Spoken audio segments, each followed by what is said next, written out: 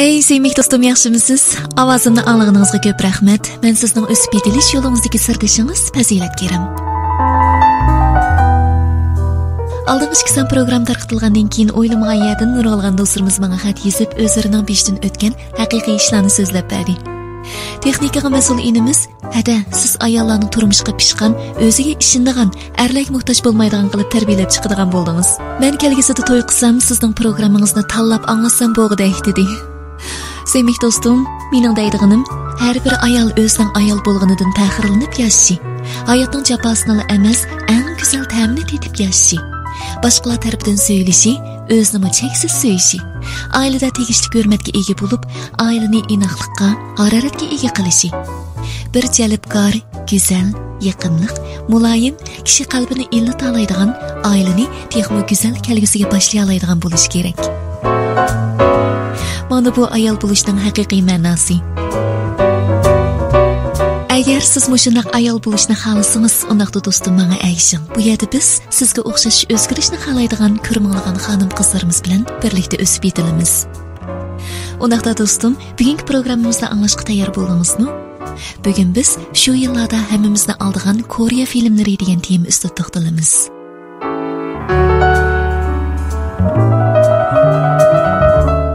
Qachondan boshlab qizlarning loyiq tanlash o'lchami Koreya filmining o'lchami bo'yicha qo'yilgan bo'ldi.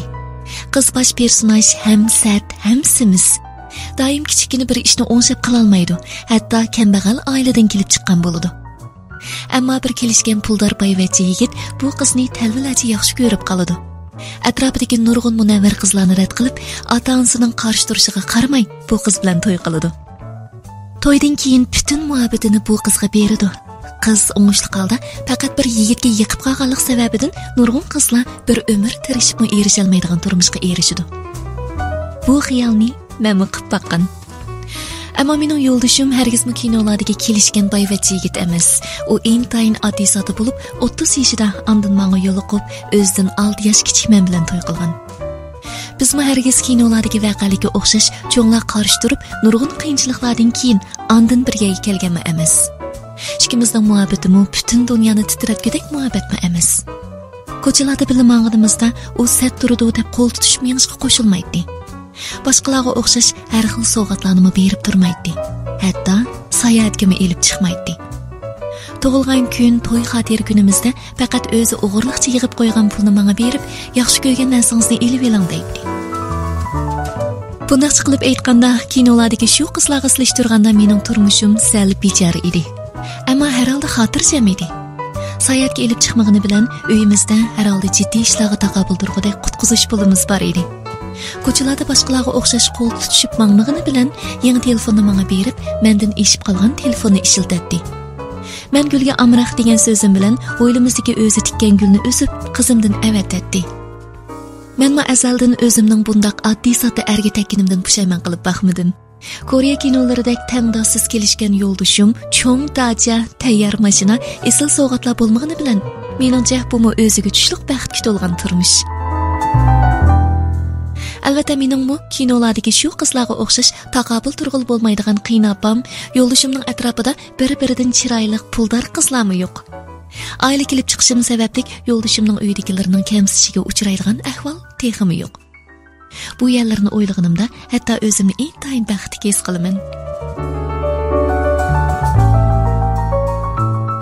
Haqiqatan kinolardagi shu mukammal hamrohni siz faqat ish pushungizni chiqarish uchun ko'rib qo'ysangizlar bo'ladi. Real turmushda erlar ayollarga qaraganda texmo yaxshi sharoitga ega ayol bilan turmush qurib, turmushiga yaxshi yordamchi tepishni xohlaydi. Biz ayollar hissiyatchan kelimiz, biray eg'iz gibi bilan erlarga oshiq bo'lib qolishimiz mumkin. Ammo erlar tafakkurga mahir. Ular qisqa vaqt ichida qarshi tarafning oila kelib chiqishi, yurish turishi, xizmat iqtidori qatorliqlarning uzoq muddat ichida o'zining turmushiga aktiv kuchlarni elib kelolmasligini tahlil qilib chiqa oladi. Shunlashqa kinolardagi kelishgan, hissiyati sodiq, puldor yigitlarning nodir qizlarni rad qilib, ham sat, ham bo'lumsiz qizlarni yaxshi ko'rishi asosan mumkin bo'lmaydigan ish. Biz mayli azaldan tirishmaydigan ho'rin qizchaqni rostini puldor yigit bilan to'y qildi deylik. Kinolarda mashina tayyor. Qaysini haydagingiz kelsa shuni haydaysiz. May qachilmasingizmi o'zi mangdi. Uy ijara topshirish ketmaydi. Bola og'rib qolganda maxsus bola boqquchi qaraydi. Sut parashogi qatorliqlarga pul ketmaydi.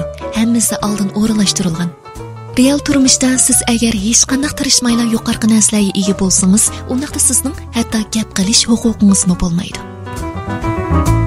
Puldar savdogarlarga tekkan danglik cho'lponlar ichida uyida hatto bolasini opasini yaratmaydigan, opasini bola boqquchi o'rnida ko'radigan amaliy misollarni biz turli ko'ngil ichish programmalarida ko'rib kelyapmiz. Shunlashqa agar sizning rostli kinolardagidek puldar, nadir, sodiq, muloyim, kelishgan yigit tepish o'yingiz bo'lsa, undaqda o'zingiz oldi bilan puldar, chiroyli, axloqli, muloyim, munavvar qiz bo'ling.